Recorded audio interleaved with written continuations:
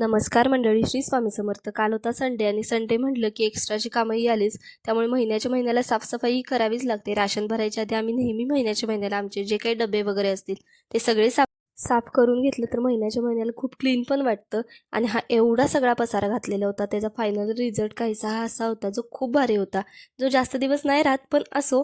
परत पुढच्या महिन्याला हाय तेच रुटीन डेली चालू असतं. ते खालचं सगळं आवरलं, जेवणं झालीत आणि गेले वरती. वरती पण बांधकाम चालू होतं, त्यामुळे खूप सारा धुळा असतो. ते सगळं साफसफाई करून घेतली, कारण ती सुद्धा आठवड्यातून एकदाच करायला भेटतं. तिथं वरती लादी वगैरे नाही आहे, त्यामुळे फारसं काही जास्त साफसफाई करावी नाही लागत, कारण आम्ही ते जास्त यूज नाही करत.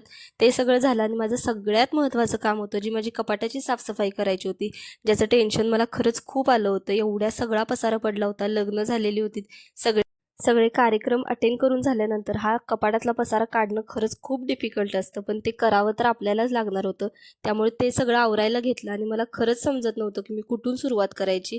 तुम्ही बघू शकता, इतक्या सगळ्या सगळ्या साड्या मी पॅकेटमधून बाहेर काढून ठेवलेल्या होत्या आणि त्या प्रत्येक वेळेस धुवून ठेवून त्या नुसत्या तशाच विदाऊट पॅकेटमध्ये घालून ठेवूनच मी ठेवलेल्या होत्या. त्यामुळे माझ्या कपाटात एक्स्ट्राचं काय बसण्याची बिलकुल जागा नव्हती. त्यामुळे मी आज वेळात वेळ काढून आज ठरवलेलंच होतं की काहीही होऊ देत, आपण आपलं कपाट साफ करायचंच आहे. त्याचीच तयारी चालू होती माझी इथं.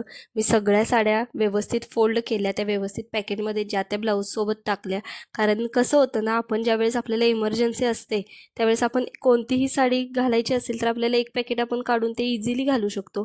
त्यामुळे मी हे लग्नाच्या वेळेलाच ही अशी पॅकेट मिशोवरूनच घेतली होती, जी खूप छान भेटलीत मला. समथिंग काहीतरी 350 रुपयाला 24 पॅकेट असं काहीतरी होतं. आणि सगळी पाकिटं अशी फुल तुडुंब भरलेली होती. प्रत्येक पाकिटामध्ये मी जवळजवळ 1-2 साड्या एक्स्ट्राच्या टाकलेल्याच होत्या. आणि मला साड्यांचा इतका शौक आहे, हे तुम्ही बघू शकता. कपड्यांचाच ॲक्च्युली मला खूप शौक आहे. ते सगळं झालं, खूप छान आवरलं, खूप थकले होते मी.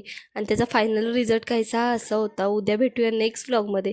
तोपर्यंत व्हिडिओला लाईक करा, शेअर करा आणि कमेंट करायला विसरू नका. बाय.